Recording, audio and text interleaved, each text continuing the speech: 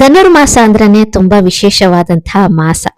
ಈ ಮಾಸದಲ್ಲಿ ಇನ್ನೊಂದು ಶ್ರೇಷ್ಠವಾದ ದಿನ ಕೂಡ ಬಂದಿದೆ. ಈ ದಿನದ ಬಗ್ಗೆ ಇನ್ನಷ್ಟು ಮಾಹಿತಿನ ಇವತ್ತಿನ ವಿಡಿಯೋಲಿ ನಾನ್ ತಿಳಿಸ್ಕೊಡ್ತೀನಿ. ಹಾಯ್ ಫ್ರೆಂಡ್ಸ್, ನಮಸ್ಕಾರ. ನನ್ನ ಚಾನೆಲ್ಗೆ ನಿಮ್ಮೆಲ್ರಿಗೂ ಪ್ರೀತಿಯ ಸ್ವಾಗತ. ನಾನ್ ಪೂರ್ಣಿಮಾ. ಈಗ ಧನುರ್ಮಾಸ ಇದೆ ಅಂತ ನಿಮ್ಗೆಲ್ಲ ಗೊತ್ತಿದೆ. ಸಾಧ್ಯವಾದಷ್ಟು ನಮ್ಮ ಯಥಾಶಕ್ತಿ ನಾವು ಈ ಒಂದು ಧನುರ್ಮಾಸವನ್ನ ಆಚರಣೆ ಮಾಡ್ಬೇಕಾಗತ್ತೆ. ಧನುರ್ಮಾಸವನ್ನ ಕೆಲವು ಭಕ್ತರು ಇಷ್ಟು ದಿನ ಮಾಡ್ತೀನಿ ಅಂತ ಸಂಕಲ್ಪ ಪೂರ್ವಕವಾಗಿ ಧನುರ್ಮಾಸವನ್ನ ಮಾಡ್ತಾರೆ. ಧನುರ್ಮಾಸವನ್ನ ಒಂದು ದಿನನಾದ್ರೂ ಆಚರಣೆ ಮಾಡ್ಲೇಬೇಕು. ಯಾಕೆಂದ್ರೆ ನಮ್ಮ ಪಾಪಗಳು ಪರಿಹಾರವಾಗ್ಬೇಕು ಅಂದ್ರೆ ಅಟ್ಲೀಸ್ಟ್ ಒಂದು ದಿನನಾದ್ರೂ ನಾವು ಧನುರ್ಮಾಸವನ್ನ ಮಾಡ್ಲೇಬೇಕು. ಧನುರ್ಮಾಸವನ್ನ ಮಾಡೋದ್ರಿಂದ ಪುಣ್ಯ ಲಭಿಸುತ್ತೆ, ನಮ್ಮ ಮನೋಸಂಕಲ್ಪಗಳೆಲ್ಲ ಈಡೇರುತ್ತೆ. ಈ ಧನುರ್ಮಾಸದಲ್ಲಿ ಇನ್ನೊಂದು ವಿಶೇಷ ದಿನ ಬಂದಿದೆ. ಅದಕ್ಕೋಸ್ಕರ ಸಾಕಷ್ಟು ಜನ ಭಕ್ತರು ಕಾಯ್ತಾ ಇರ್ತಾರೆ. ಯಾಕೆಂದ್ರೆ ಅಷ್ಟು ಶ್ರೇಷ್ಠವಾದ ದಿನ ಅಂತ ಹೇಳ್ಬೋದು. ಅದು ಏನು ಅಂದ್ರೆ ವೈಕುಂಠ ಏಕಾದಶಿ. ವೈಕುಂಠ ಏಕಾದಶಿ ಯಾವಾಗ ಬಂದಿದೆ, ವೈಕುಂಠ ಏಕಾದಶಿಗೆ ಏನ್ ಮಾಡ್ಬೇಕು ಅಂತ ಇವತ್ತಿನ ವಿಡಿಯೋಲಿ ನಾನು ಕೆಲವೊಂದಷ್ಟು ಮಾಹಿತಿನ ತಿಳಿಸ್ತೀನಿ. ಈ ವಿಡಿಯೋನ ನೋಡೋಕೆ ಮುಂಚೆ ಚಾನಲ್ಗೆ ಹೊಸಬ್ರಾದ್ರೆ ಸಬ್ಸ್ಕ್ರೈಬ್ ಮಾಡ್ಕೊಳ್ಳಿ. ಹಾಗೆ ಪಕ್ಕದಲ್ಲೇ ಇರುವಂತಹ ಬೆಲ್ ಮರಿದಲ್ಲೇ ಕ್ಲಿಕ್ ಮಾಡಿ. ಇದರಿಂದ ಹೊಸ ಹೊಸ ವಿಡಿಯೋಸ್ ಬಂದ್ರೆ ನಿಮ್ಗೆ ನೋಟಿಫಿಕೇಶನ್ ಬರುತ್ತೆ. ವಿಡಿಯೋ ಇಷ್ಟ ಆದಲ್ಲಿ ಲೈಕ್ ಮಾಡಿ, ಕಮೆಂಟ್ ಮಾಡಿ, ಹೆಚ್ಚು ಜನಕ್ಕೆ ವಿಡಿಯೋನ ಶೇರ್ ಮಾಡಿ. ಏಕಾದಶಿ ಅಂದ್ರೇನೆ ತುಂಬಾನೇ ವಿಶೇಷ. ಅದ್ರಲ್ಲೂ ಒಂದೊಂದು ಏಕಾದಶಿಗೂ ಒಂದೊಂದು ಮಹತ್ವ ಖಂಡಿತವಾಗ್ಲು. ಈ ಏಕಾದಶಿಯನ್ನ ಪ್ರತಿಯೊಬ್ರು ಕೂಡ ಆಚರಣೆ ಮಾಡ್ತಾರೆ. ಯಾಕೆಂದ್ರೆ ಇದು ತುಂಬಾನೇ ವಿಶೇಷವಾದಂತದ್ದು. ಅದೇನು ಅಂದ್ರೆ ವೈಕುಂಠ ಏಕಾದಶಿ. ಈ ಏಕಾದಶಿಯನ್ನ ತುಂಬಾ ಭಕ್ತಿ ಶ್ರದ್ಧೆಯಿಂದ ವಿಷ್ಣುವನ್ನ ಪೂಜಿಸ್ತಾರೆ. ಏಕಾದಶಿ ಅಂದ್ರೆ 11ನೇ ದಿನ ಅನ್ನುವಂತಹ ಒಂದು ಅರ್ಥವನ್ನ ಕೊಡುವಂಥದ್ದು. ಒಂದು ತಿಂಗಳಲ್ಲಿ 2 ಏಕಾದಶಿಗಳಿರುತ್ತೆ. ಈ ಒಂದು ಏಕಾದಶಿಯಲ್ಲಿ ನಾವು ಭಕ್ತಿಯಿಂದ ವಿಷ್ಣುವನ್ನ ಸ್ಮರಣೆ ಮಾಡುವಂಥದ್ದು, ಪೂಜೆ ಮಾಡುವಂಥದ್ದು, ಉಪವಾಸವನ್ನ ಕೈಗೊಂಡ್ರಂತೂ ಸಕಲ ಇಷ್ಟಾರ್ಥಗಳೆಲ್ಲ ಸಿದ್ಧಿಸುತ್ತೆ. ಹಾಗಾಗಿ ಪ್ರತಿಯೊಬ್ರು ಕೂಡ ಏಕಾದಶಿಯನ್ನ ಆಚರಣೆ ಮಾಡ್ತಾರೆ. ಅದರಲ್ಲೂ ಈ ಒಂದು ವೈಕುಂಠ ಏಕಾದಶಿ ಅಂತೂ ಇನ್ನಷ್ಟು ವಿಶೇಷ ಅಂತ ಹೇಳ್ಬೋದು. ಈಗ ಬಂದಿರುವಂತಹ ವೈಕುಂಠ ಏಕಾದಶಿ ಇನ್ನಷ್ಟು ವಿಶೇಷ. ಯಾಕೆಂದ್ರೆ ಧನುರ್ಮಾಸ. ಈ ಧನುರ್ಮಾಸದಲ್ಲೂ ಅಷ್ಟೇ ವಿಷ್ಣುವನ್ನ ಭಕ್ತಿಯಿಂದ ಪೂಜೆ ಮಾಡ್ತಾರೆ.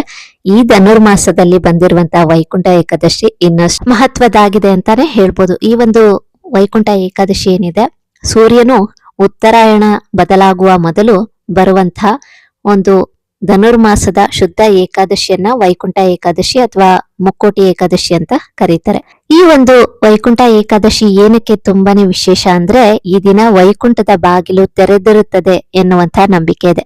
ಹಾಗಾಗಿ ವೈಷ್ಣವ ದೇವಾಲಯಗಳಲ್ಲಿ ಉತ್ತರದ ದ್ವಾರದ ಬಳಿ ಮುಂಜಾನೆ ಭಗವಂತನ ದರ್ಶನಕ್ಕಾಗಿ ಸಾಕಷ್ಟು ಜನ ಭಕ್ತಾದಿಗಳು ಕಾದಿರ್ತಾರೆ. ಅಂದ್ರೆ ವೈಕುಂಠದ ಬಾಗಿಲು ಅಂದ್ರೆ ಸ್ವರ್ಗದ ಬಾಗಿಲು ತೆಗೆಯುತ್ತೆ ಒಂದು ದಿನ ಮಾತ್ರ. ಅದು ಏನೋ ವೈಕುಂಠ ಏಕಾದಶಿ ದಿನ ಮಾತ್ರ ಸ್ವರ್ಗದ ಬಾಗಿಲು ತೆರೆದಿರುತ್ತೆ ಅನ್ನುವಂತಹ ನಂಬಿಕೆ ಇದೆ.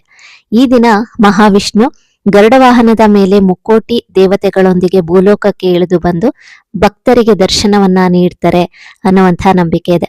ಆದ ಕಾರಣ ಇದಕ್ಕೆ ಮುಕ್ಕೋಟಿ ಏಕಾದಶಿ ಅಂತ ಕೂಡ ಕರೀತಾರೆ. ತುಂಬಾ ಮಹತ್ವವಿದೆ ಈ ಒಂದು ವೈಕುಂಠ ಏಕಾದಶಿಗೆ. ಈ ಒಂದು ಏಕಾದಶಿಯನ್ನ ಆಚರಣೆ ಮಾಡಿದ್ರೆ 3 ಕೋಟಿ ಏಕಾದಶಿಗಳಿಗೆ ಸಮ ಅಂತ ಹೇಳಲಾಗತ್ತೆ. ಅಂದ್ರೆ ಇದು ತುಂಬಾನೇ ಪವಿತ್ರತೆಯನ್ನ ಹೊಂದಿರುವಂತಹ ಕಾರಣ ಇದನ್ನ ಮುಕ್ಕೋಟಿ ಏಕಾದಶಿ ಅಂತ ಕೂಡ ಕರೀತಾರೆ. ನೀವು ಯಾವ ಏಕಾದಶಿಯನ್ನ ಆಚರಣೆ ಮಾಡ್ಲಿಲ್ಲ ಅಂದ್ರೂ ಪರವಾಗಿಲ್ಲ, ಈ ಒಂದು ವೈಕುಂಠ ಏಕಾದಶಿಯನ್ನ ಆಚರಣೆ ಮಾಡಿದ್ರೆ ತುಂಬಾನೇ ಪುಣ್ಯ ಲಭಿಸುತ್ತೆ. ಹಾಗಾಗಿ ಇದನ್ನ ಯಾರು ಮಿಸ್ ಮಾಡ್ಕೊಳ್ಳೋದಿಲ್ಲ. ಯಾಕಂದ್ರೆ ತುಂಬಾ ಜನ ಕಾಯ್ತಾ ಇರ್ತಾರೆ ವೈಕುಂಠ ಏಕಾದಶಿ ಯಾವಾಗ ಬರುತ್ತೆ. ಈ ದಿನ ಮಾಡುವಂತಹ ಒಂದು ಪೂಜೆ ಪುನಸ್ಕಾರಗಳಿಗೆ, ಹಾಗೆ ದೇವಸ್ಥಾನಕ್ಕೆ ಹೋಗಿ ಉತ್ತರದ ದ್ವಾರದ ಮೂಲಕ ನೀವು ಸ್ವಾಮಿಯ ದರ್ಶನವನ್ನ ಪಡೆದ್ರೆ ನಿಮ್ಗೆ ಪುಣ್ಯನೇ ಲಭಿಸುತ್ತೆ. ಯಾಕೆಂದ್ರೆ ಅದು ಸ್ವರ್ಗದ ಬಾಗಿಲು ಅಂತ ಕರೀತಾರಲ್ವಾ. ಒಂದು ದಿನ ಮಾತ್ರ ನಿಮ್ಗೆ ಈ ಒಂದು ಅವಕಾಶ ಇರುತ್ತೆ. ಹಾಗಾಗಿ ವೈಕುಂಠ ಏಕಾದಶಿ ದಿನದಂದು ಪ್ರತಿಯೊಬ್ರು ಕೂಡ ದೇವಸ್ಥಾನಕ್ಕೆ ಹೋಗಿ ಉತ್ತರ ದ್ವಾರದ ಮೂಲಕ ಸ್ವಾಮಿಯ ದರ್ಶನವನ್ನ ಪಡಿತಾರೆ. ವೈಕುಂಠ ಏಕಾದಶಿಯನ್ನ ಯಾಕೆ ಆಚರಿಸ್ಬೇಕು ಅಂತ ಇವಾಗ ಕೆಲವೊಂದಷ್ಟು ಮಾಹಿತಿನ ತಿಳಿಸ್ತೀನಿ. ಏಕಾದಶಿ ಅಂದ ತಕ್ಷಣ ಪ್ರತಿಯೊಬ್ಬರಿಗೂ ಗೊತ್ತಾಗೋದೇನೋ ಉಪವಾಸವನ್ನ ಆಚರಿಸುವುದು ಅಂತ. ಅದ್ರಲ್ಲೂ ವೈಕುಂಠ ಏಕಾದಶಿಯಲ್ಲಂತೂ ಮುಖ್ಯವಾಗಿ ಮನೆಯಲ್ಲಿ ಭಕ್ತಿಯಿಂದ ಪೂಜೆ ಮಾಡುವಂಥದ್ದು, ಹಾಗೆ ಉಪವಾಸವನ್ನ ಕೈಗೊಳ್ಳುವಂಥದ್ದು. ಉಪವಾಸವನ್ನ ಯಾಕೆ ಮಾಡಬೇಕು ಅಂದ್ರೆ ಮನಸ್ಸು, ದೇಹ ಮತ್ತು ಆತ್ಮ ಶುದ್ಧವಾಗುತ್ತೆ. ಹಾಗಾಗಿ ಏಕಾದಶಿಯಂದು ಉಪವಾಸವನ್ನ ಕೈಗೊಳ್ಬೇಕಾಗತ್ತೆ. ಹಾಗೇನೆ ಬಹುದಿನಗಳ ಒಂದು ಆಸೆ ನೆರವೇರ್ಬೇಕು ಅಂತ ಇದ್ರೆ, ಜೀವನದಲ್ಲಿ ಇರುವಂತಹ ಪ್ರತಿ ಸಂಕಷ್ಟಗಳು ನಮ್ಮಿಂದ ದೂರವಾಗ್ಬೇಕು, ಕಷ್ಟಗಳಿಂದ ಮುಕ್ತಿಯನ್ನ ಪಡಿಬೇಕು ಅನ್ನೋದಾದ್ರೆ, ಹಾಗೇನೆ ಭಗವಂತನ ಅನುಗ್ರಹ ನಮ್ಮ ಮೇಲೆ ಸದಾ ಇರಬೇಕು ಅಂದ್ರೂ ಕೂಡ ನಾವು ಏಕಾದಶಿಯನ್ನ ಆಚರಣೆ ಮಾಡಲೇಬೇಕು. ಏಕಾದಶಿ ತುಂಬಾನೇ ಶ್ರೇಷ್ಠವಾದದ್ದು. ಹಾಗಾಗಿ ಉಪವಾಸವನ್ನ ಕೈಗೊಂಡ್ರೆ ಪ್ರತಿಯೊಂದು ಇಷ್ಟಾರ್ಥಗಳೆಲ್ಲ ನೆರವೇರುತ್ತೆ. ಭಗವಂತನ ಅನುಗ್ರಹ ಅನ್ನೋದು ಅಷ್ಟು ನಮಗೆ ಲಭಿಸುತ್ತೆ. ಮೋಕ್ಷವನ್ನ ಬಯಸುವುದು. ವಿಷ್ಣುವಿಗೆ ಶ್ರದ್ಧೆಯಿಂದ ಪೂಜೆ ಮಾಡುವುದರ ಮೂಲಕ ಜನನ ಮತ್ತು ಮರಣದ ಚಕ್ರದಿಂದ ಮುಕ್ತಿಯನ್ನ ಪಡೆಯಲು ಈ ದಿನ ವಿಶೇಷವಾಗಿ ಶುಭವೆಂದು ಪರಿಗಣಿಸ್ತಾರೆ. ಹಾಗೆ ವೈಕುಂಠಕ್ಕೆ ದ್ವಾರ. ವೈಕುಂಠವು ವಿಷ್ಣುವಿನ ವಾಸಸ್ಥಾನ. ಏಕಾದಶಿಯಂದು ವೈಕುಂಠದ ದ್ವಾರಗಳು ವಿಶಾಲವಾಗಿ ತೆರೆದಿರುತ್ತೆ ಅನ್ನುವಂತ ನಂಬಿಕೆ ಇದೆ. ಹಾಗಾಗಿ ಭಕ್ತರು ಈ ದ್ವಾರದ ಮೂಲಕ ಹಾದು ಹೋಗಲು ಬಯಸುತ್ತಾರೆ. ವೈಕುಂಠ ಏಕಾದಶಿಯಲ್ಲಿ ಪುಣ್ಯ ಸಂಪಾದನೆ ಕೂಡ ಆಗುವಂಥದ್ದು. ಹೇಗೆ ಅಂತಂದ್ರೆ ನಾವು ಅಂದು ಮಾಡುವಂತಹ ದಾನ, ಪ್ರಾರ್ಥನೆ, ನಿಸ್ವಾರ್ಥ ಸೇವೆಗೂ ಕೂಡ ಭಕ್ತನಿಗೆ ಪುಣ್ಯ ಲಭಿಸುತ್ತೆ ಅನ್ನುವಂತ ನಂಬಿಕೆ ಕೂಡ ಇದೆ. ಇಷ್ಟು ಭಕ್ತಿಯಿಂದ ಪೂಜೆ ಮಾಡಿದ್ರು ನೀವು ಅಂದುಕೊಂಡಿದ್ದು ಆಗ್ತಾ ಇಲ್ವಾ? ನಿಮ್ಮ ಸಮಸ್ಯೆಗಳಿಗೆ ಪರಿಹಾರನೇ ಸಿಗ್ತಾ ಇಲ್ವಾ? ಈಗ ತುಂಬಾ ಶುಭ ಸಮಯ ಅಂತ ಹೇಳ್ಬೋದು. ಯಾಕೆಂದ್ರೆ ಇವಾಗ ಧನುರ್ಮಾಸ ಕೂಡ ಇದೆ. ಧನುರ್ಮಾಸದ ಜೊತೆಗೆ ವೈಕುಂಠ ಏಕಾದಶಿ ಕೂಡ ಬರ್ತಾ ಇದೆ. ಧನುರ್ಮಾಸವನ್ನ ಕೂಡ ಆಚರಣೆ ಮಾಡಿ, ಅದರ ಜೊತೆಗೆ ಡಿಸೆಂಬರ್ 30ನೇ ತಾರೀಕು ಬಂದಿರುವಂತಹ ವೈಕುಂಠ ಏಕಾದಶಿಯನ್ನ ಕೂಡ ಭಕ್ತಿ ಶ್ರದ್ಧೆಯಿಂದ ಆಚರಣೆ ಮಾಡಿ. ತುಂಬಾನೇ ಒಳ್ಳೇದಾಗುತ್ತೆ. ರಾಯರ ಭಕ್ತರುಗಳಂತೂ ಈ ಒಂದು ಸಮಯವನ್ನ ಮಿಸ್ ಮಾಡ್ಕೊಳ್ಳೇಬೇಡಿ. ಯಾಕೆಂದ್ರೆ ಇದು ತುಂಬಾ ಶುಭ ಸಮಯ ಅಂತ ಹೇಳ್ಬೋದು. ಈ ಒಂದು ಮಾಸದಲ್ಲಿ ಭಕ್ತಿಯಿಂದ ವಿಷ್ಣುವಿಗೆ ಪೂಜೆಯನ್ನ ಮಾಡಿ. ಯಾಕೆಂದ್ರೆ ಇದು ಧನುರ್ಮಾಸ ಆಗಿರ್ಬೋದು ಅಥವಾ ವೈಕುಂಠ ಏಕಾದಶಿ ಏನಿದೆ, ಇದು ವಿಷ್ಣುವಿಗೆ ಸಮರ್ಪಿತವಾದಂತಹ ದಿನಗಳು. ಈ ದಿನಗಳಲ್ಲಿ ನೀವು ವಿಶೇಷವಾಗಿ ವಿಷ್ಣುವನ್ನ ಭಕ್ತಿಯಿಂದ ಪೂಜೆ ಮಾಡಿದ್ರೆ ಅದಕ್ಕೆ ಶ್ರೇಷ್ಠವಾದಂತಹ ಫಲವನ್ನ ನೀವು ಪಡಿತೀರ. ಹಾಗಾಗಿ ಮೊದಲಿಗೆ ನೀವು ಮಾಡುವಂಥದ್ದು ವಿಷ್ಣುವನ್ನ ಭಕ್ತಿಯಿಂದ ಪೂಜೆ ಮಾಡಿ. ಹಾಗೆ ಸಾಕಷ್ಟು ಜನ ನನ್ನ ಚಾನಲಿನ ಸಬ್ಸ್ಕ್ರೈಬರ್ಸ್ಗಳಿದ್ದಾರೆ, ಅವರೆಲ್ಲ ರಾಯರ್ ಭಕ್ತರು. ಈ ಒಂದು ಶುಭ ಸಮಯವನ್ನ ನೀವು ಸದುಪಯೋಗ ಪಡಿಸ್ಕೊಳ್ಳಿ. ತುಂಬಾ ಜನ ಕೇಳ್ತಾ ಇರ್ತಾರೆ, ನಾನು ತುಂಬಾ ಭಕ್ತಿಯಿಂದ ಪೂಜೆ ಮಾಡಿದೆ, ಆದ್ರೆ ಏನೂ ಪರಿಹಾರ ಆಗ್ತಾ ಇಲ್ಲ, ನಾವು ಅಂದ್ಕೊಂಡಿದ್ದ ಆಗ್ತಾ ಇಲ್ಲ ಅಂತಿರಲ್ವಾ? ನಾವು ಹೇಳುವಂತಹ ಕೆಲವೊಂದು ವಿಶೇಷ ದಿನಗಳಲ್ಲಿ ನೀವು ಭಕ್ತಿಯಿಂದ ಪೂಜೆ ಮಾಡಿ, ನಂಬಿಕೆ ಇಟ್ಟು ಪೂಜೆ ಮಾಡಿ, ಖಂಡಿತ ನೀವು ಅಂದುಕೊಂಡಿದ್ದು ಆಗುತ್ತೆ.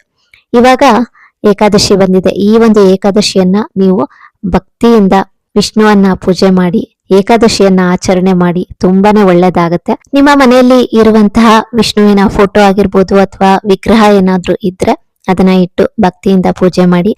ಹಾಗೆ ರಾಯರಿಗೂ ಕೂಡ ವಿಶೇಷವಾಗಿ ಪೂಜೆ ಮಾಡಿ. ತುಂಬಾ ಒಳ್ಳೇದಾಗತ್ತೆ. ವೈಕುಂಠ ಏಕಾದಶಿ ಅಂದ್ರೆ ವಿಷ್ಣುವಿಗೆ ಸಮರ್ಪಿತವಾದ ದಿನ. ವಿಷ್ಣುವಿಗೆ ವಿಶೇಷವಾಗಿ ಹೂವುಗಳನ್ನ ಸಮರ್ಪಣೆ ಮಾಡಿ, ಅವತ್ತು ಮಿಸ್ ಮಾಡ್ದಲೆ ತುಳಸಿಯನ್ನ ಅರ್ಪಿಸಿ, ಹಾಗೇನೆ ತುಪ್ಪದ ದೀಪವನ್ನ ಹಚ್ಚುವಂಥದ್ದು, ವಿಷ್ಣುವಿಗೆ ಸಂಬಂಧಿಸಿದಂತಹ ಮಂತ್ರಗಳನ್ನ ಪಠನೆ ಮಾಡುವಂಥದ್ದು. ಇದನ್ನೆಲ್ಲ ಮಾಡಿದ್ರೆ ತುಂಬಾನೇ ಒಳ್ಳೇದಾಗುತ್ತೆ. ವಿಷ್ಣು ಸಹಸ್ರನಾಮ, ಈ ತರ ವಿಷ್ಣುವಿನ ಸಂಬಂಧಿಸಿದಂತಹ ಮಂತ್ರಗಳನ್ನ ಹೇಳ್ಕೊಳ್ಳುವಂಥದ್ದು. ಹಾಗೇನೆ ಉಪವಾಸವನ್ನ ಕೈಗೊಳ್ಳುವಂಥದ್ದನ್ನ ಮರಿಬೇಡಿ.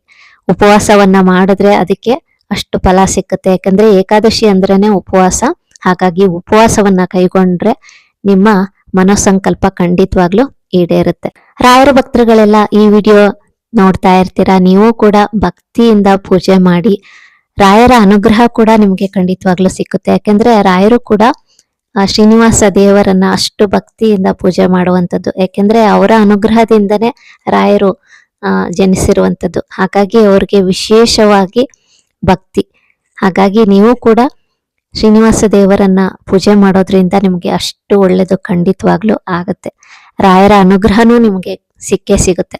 ಹಾಗಾಗಿ ಭಕ್ತಿಯಿಂದ ನೀವು ಈ ಒಂದು ವೈಕುಂಠ ಏಕಾದಶಿಯನ್ನ ಆಚರಣೆ ಮಾಡಿ. ಇದು ಒಂದು ಸರಳವಾದ ಅನುಸರಣೆಗಳು. ಇದನ್ನ ಮಾಡೋದ್ರಿಂದ ತುಂಬಾನೇ ಒಳ್ಳೇದಾಗತ್ತೆ. ಹಾಗಾಗಿ ವೈಕುಂಠ ಏಕಾದಶಿ ಅಂದು ನೀವು ಮಾಡಬೇಕಾಗಿರುವಂಥದ್ದು ಉಪವಾಸ. ಹಾಗೇನೆ ಅಂದು ದೇವಸ್ಥಾನಕ್ಕೆ ಹೋಗಿ ವಿಷ್ಣುವಿನ ದರ್ಶನವನ್ನ ಪಡೆಯುವಂಥದ್ದು. ಉತ್ತರದ ದ್ವಾರದ ಮೂಲಕ ಹೋಗಿ ಸ್ವಾಮಿಯ ದರ್ಶನವನ್ನ ಪಡಿಬೇಕು. ಹಾಗಂದ್ರೆ ನಿಮ್ಗೆ ತುಂಬಾನೇ ಒಳ್ಳೇದಾಗುತ್ತೆ. ತುಂಬಾ ವಿಶೇಷ ದಿನ ಅಲ್ವಾ? ಯಾಕಂದ್ರೆ ವೈಕುಂಠದ ಬಾಗಿಲು ತೆಗೆದಿರುತ್ತೆ, ಸ್ವರ್ಗದ ಬಾಗಿಲು ಅಂತ ಹೇಳ್ತಾರಲ್ಲ. ಹಾಗಾಗಿ ಪ್ರತಿಯೊಬ್ರು ಕೂಡ ಮಿಸ್ ಮಾಡ್ದಲ್ಲೇ ದೇವಸ್ಥಾನಕ್ಕೆ ಹೋಗಿ ಸ್ವಾಮಿಯ ದರ್ಶನವನ್ನ ಪಡೆದುಕೊಂಡ್ ಬನ್ನಿ. ತುಂಬಾನೇ ಒಳ್ಳೇದಾಗುತ್ತೆ. ಡಿಸೆಂಬರ್ 30ನೇ ತಾರೀಕು ವೈಕುಂಠ ಏಕಾದಶಿ ಇದೆ. ಇದ್ರ ಬಗ್ಗೆ ಒಂದಷ್ಟು ಮಾಹಿತಿಗಳನ್ನ ಕೂಡ ನಾನು ತಿಳಿಸಿಕೊಟ್ಟಿದ್ದೀನಿ. ಈ ವಿಡಿಯೋ ಕೂಡ ನಿಮ್ಗೆ ಇಷ್ಟ ಆಗಿದೆ ಅಂತ ಭಾವಿಸ್ತೀನಿ. ಇನ್ನಷ್ಟು ಒಳ್ಳೊಳ್ಳೆ ವಿಡಿಯೋಸ್ಗಳಿಗಾಗಿ ಚಾನೆಲ್ನ ಸಬ್ಸ್ಕ್ರೈಬ್ ಮಾಡಿ, ಸಪೋರ್ಟ್ ಮಾಡಿ. ಇವತ್ತಿನ ವಿಡಿಯೋ ಇಷ್ಟ ಆದಲ್ಲಿ ಲೈಕ್ ಮಾಡಿ, ಕಮೆಂಟ್ ಮಾಡಿ, ಹೆಚ್ಚು ಜನಕ್ಕೆ ವಿಡಿಯೋನ ಶೇರ್ ಮಾಡಿ. Thank you for watching.